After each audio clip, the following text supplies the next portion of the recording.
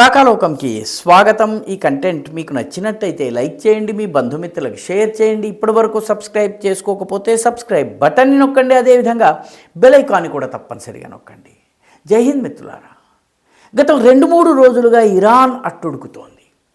ఇరాన్లో ప్రజలు కనీ విని ఎరుగని సంఖ్యలో రోడ్ల మీదకు వస్తున్నారు, ఉద్యమాలు చేస్తున్నారు, నినాదాలు ఇస్తున్నారు. పోలీసులు లాఠీలు, నిర్బంధాలు, నిబంధనలు వాళ్ళని అణిచివేయలేకపోతున్నాయి. రోజు రోజుకి రోడ్డు మీదకి వచ్చేటటువంటి నిరసన ప్రదర్శనలు చేసేటటువంటి ప్రజల సంఖ్య పెరుగుతోంది. వీళ్ళందరి నినాదం ఏంటి? వీళ్ళ నినాదం ఒకటే, ముల్లాస్ గో బ్యాక్. మా దేశాన్ని పూర్తిగా సర్వనాశనం చేసి, మా జీవితాల్ని దుర్భరం చేసి, మా యొక్క ప్రాథమిక హక్కుల్ని హరించేసినటువంటి నియంతృత్వ ముల్లాల్లారా, మీరు దేశం వదిలి వెళ్ళిపోండి. ఇది ముల్లాస్ గో బ్యాక్, ముల్లాస్ లీవ్ ఇరాన్. ఇది వాళ్ళ నినాదం. ఈ నినాదము ఇప్పుడు వస్తున్నటువంటి జనం వీళ్ళని చూస్తే ఆశ్చర్యం ఎందుకు కలుగుతుందంటే, ఇంత మటుకు రోడ్డెక్కని వర్గాలు కూడాను, middle class, upper middle class, చిన్న వ్యాపారులు, ప్రభుత్వోద్యోగులు, ప్రైవేట్ ఉద్యోగులు, టీచర్లు, వీళ్ళు కూడా చాలా పెద్ద సంఖ్యలో ఈసారి రోడ్ల మీదకు వస్తున్నారు. వీళ్ళందరూ ఇస్తున్నటువంటి నినాదము ముల్లాస్ లీవ్ ఇరాన్. మా ఇరాన్ని వదిలిపెట్టి వెళ్ళిపోండి ఓ ముల్లాల్లారా. ఇది నినాదం. దాంతోపాటు డెత్ టు డిక్టేటర్షిప్, నియంతృత్వానికి మరణశాసనం రాస్తామని అక్కడి ప్రజలు అంటున్నారు. ఈ అల్లర్లు కేవలం ఏదో తెహరాన్కి మాత్రమే పరిమితం కాదు. తెహరాన్కి, మషాద్కి, షిరాజ్కి, ఇస్ఫహాన్కి, ఇలా అన్ని నగరాలకి ఇది వ్యాపించి అన్ని నగరాల్లో కూడాను చాలా పెద్ద సంఖ్యలో ప్రజలు రోడ్ల మీదకి వస్తున్నారు. వాళ్ళని నియంత్రించటం కష్టమవుతున్నది.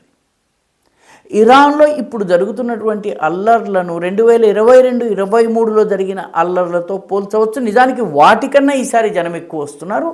అప్పుడు బయటకు రాని వర్గాలు కూడా ఇప్పుడు బయటకు వస్తున్నాయి. 2022-23 ప్రాంతంలో మాసా అమీనీ అనే ఒక 20 ఏళ్ల యువతి, ఇరానియన్ యువతి టూరిజం కోసం వచ్చింది. ఎక్కడో పాపం ఆమె టూరిజంలో ఏదో ప్రదేశం చూస్తున్నప్పుడు గాలి కాస్త బలంగా వీచింది. ఆమె నెత్తి మీద ఉన్నటువంటి హిజాబ్ కాస్త పక్కకు తొలగి జుట్టు కనిపించింది.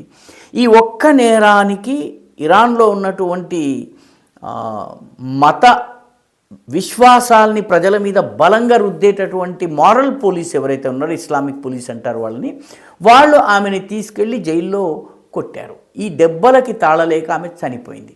మాసా అమీనీ చనిపోయిన తర్వాత ఇరాన్లోని మహిళా లోకం రోడ్ల మీదకి వచ్చింది. చాలామంది తమ హిజాబ్లను తగలబెట్టడము, తమ నెత్తి మీద వేసుకునేటువంటి స్కార్ఫ్లని గాలిలోకి విసిరేయటము, అసలు ఏ రకంగా వేసుకోకుండా మామూలుగా ఈ టీషర్ట్స్, జీన్స్ వేసుకుని రోడ్ల మీదకి రావడం, చాలా పెద్ద ఉద్యమం జరిగింది. ఇరానియన్ ప్రభుత్వం దాన్ని అణిచివేసేందుకు ప్రయత్నించి అది లొంగక అది నెలల పాటు ఉద్యమం జరిగేటప్పటికీ ప్రభుత్వమే 10 మెట్లు కిందకి దిగి చాలా నిబంధనల్ని అనఫీషియల్గా సడలించింది. ఈరోజు బుర్ఖా మీద కొన్ని పెద్ద పట్టణాల్లో పెద్దగా మాట్లాడటం లేదు. నువ్వు మాసా అమీనీ పుణ్యమాన జరిగింది. అప్పుడు జరిగిన ఉద్యమం కన్నా ఇప్పుడు ఎక్కువ మంది వస్తున్నారు. అయితే ఇరాన్లో ఉన్నటువంటి పత్రికలు కానీ, మీడియా కానీ పూర్తిగా ప్రభుత్వం అంటే ఇస్లామిక్ ప్రభుత్వం గుప్పెట్లో ఉన్నాయి కాబట్టి అవి ఈ వార్తలు రాయటం లేదు. కానీ ఇరాన్ నుంచి పారిపోయి యూరప్లో, అమెరికాలో ఉంటున్నటువంటి ప్రవాసీ ఇరానియన్లు ఎవరైతే ఉన్నారో వాళ్ళు ఈ సమాచారాన్ని సేకరించి, వీడియో ఎవిడెన్సెస్ సేకరించి వాళ్ళు ప్రపంచానికి దీని గురించి తెలియజేస్తున్నారు. ఇరాన్ యొక్క సెంట్రల్ బ్యాంక్ అంటే మన రిజర్వ్ బ్యాంక్తో సమానము, దాని గవర్నర్ అయినటువంటి, దాని చీఫ్గా ఉన్నటువంటి రెజా ఫార్జిన్ రాజీనామా చేశాడు. ఎందుకంటే ఈ దేశ ఆర్థిక వ్యవస్థని నడిపించడంలో నేను విఫలమయ్యానని ఆయన అంగీకరించాడు. అసలు విఫలమైంది పాలకులు. కానీ పాలకులు ప్రతిసారి కొందరు బలి పశువుల్ని, మేకపిల్లల్ని వెతుక్కుంటారు. అలాగా మేకపిల్ల లాంటి బలి పశువుగా ఈ రెజా ఫార్జిన్ చేత రాజీనామా చేయించారు. ఇది కూడా ఇరానియన్ పత్రికల్లో రావడం లేదు. ఇది కూడాను బయట ఉన్నటువంటి ప్రవాసీ ఇరానియన్ల ద్వారానే మిగతా అన్ని ప్రాంతాలకి తెలుస్తోంది. స్థానికంగా మైక్లో అనౌన్స్ చేస్తున్నారు కానీ పత్రికల్లో రానివ్వటం లేదు. అంటే ఈ అల్లర్లు మిగతా ప్రాంతాలకి విస్తరించకుండా ఈ చర్యలు తీసుకుంటున్నారు. ఇరాన్లో ఇప్పుడు ఆర్థిక సమస్యలు, ఆర్థిక పరంగా దేశం పూర్తిగా కుదేలైపోయింది. అమెరికా ఆంక్షలు కొంత కారణము, అక్కడ ఉన్నటువంటి ఇస్లామిక్ ఆర్థిక విధానాలు కొంత కారణము, అవి ప్రస్తుతం ఉన్న అంతర్జాతీయ వ్యవస్థలు అవి వర్కబుల్ కాకపోవడము, అవి ఫంక్షనల్ కాకపోవడము, దీనివల్ల ఇరాన్ పూర్తిగా కుదేలైపోయింది. ప్రస్తుతము $1 అమెరికన్ డాలర్ని కొనాలన్నట్టయితే 42,000 రియాల్స్ ఇవ్వాల్సి ఉంటుంది. Riyal Iran currency. అక్కడ ఇన్ఫ్లేషన్ 42% ఉంది. అంటే పూర్తిగా అక్కడి ప్రజలు ఎంత సంపాదించినా తిండి గింజలకు కూడా సరిపోని పరిస్థితి వచ్చింది. అందుకే ప్రజలు ఈ దేశాన్ని ఆర్థికవేత్తలు, పాలకులు, అడ్మినిస్ట్రేటర్లు, గవర్నెన్స్ తెలిసిన వాళ్ళు పాలించాలి.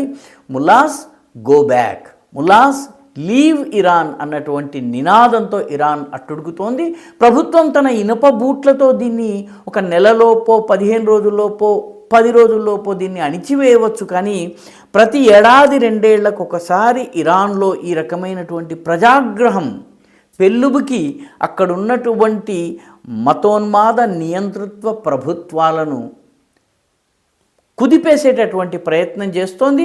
ఒకసారి కాకపోవచ్చు కానీ ఏదో ఒక రోజున ఈ 1979లో అక్కడ ఉన్నటువంటి రాజరికాన్ని తొలగించి, రాజరికం సమస్యలు రాజరికానికి ఉన్నాయి, దాని తప్పిదాలు దానికి ఉన్నాయి, కానీ దానికి జవాబుగా వచ్చినటువంటి దాన్ని తొలగించి వచ్చిన ప్రభుత్వము మరిన్ని సమస్యల్ని తీసుకొచ్చింది.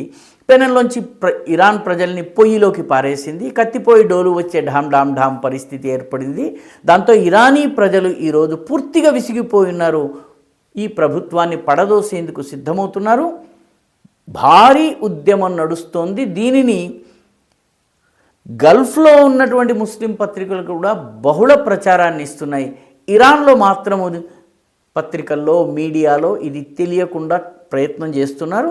అలా చేసినట్లయితే ప్రజల్లో గుసగుసల రూపంలో ఇది వ్యాపించి ఏకంగా జనతా జనార్దనుడు నరసింహస్వామిలాగా బయటకు వచ్చే రోజు కూడా దూరంలో లేదని అనిపిస్తోంది.